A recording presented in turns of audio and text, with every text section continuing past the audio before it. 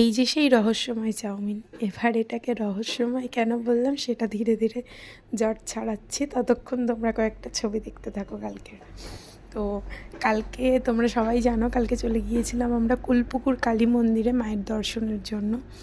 তো আমরা যেহেতু রাত 9টার সময় বাড়ি থেকে বেরিয়েছিলাম, তো আমাদের পৌঁছাতে পৌঁছাতে প্রায় 10:30 বেজে গিয়েছিল।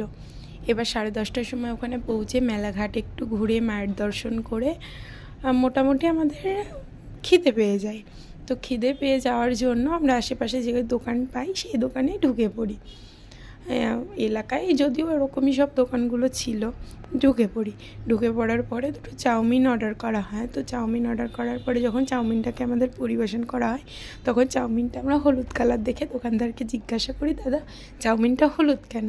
তো উনি আমাদের বলেন যে চাউমিনটাতে সোয়া সস দেওয়া আছে, ওই জন্য হলুদ হয়ে গেছে।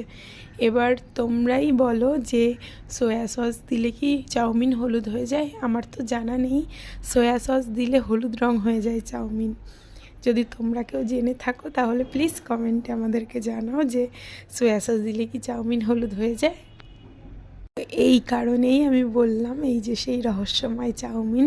এবার তোমরাই বলো এটা রহস্যময় চাউমিন কি না।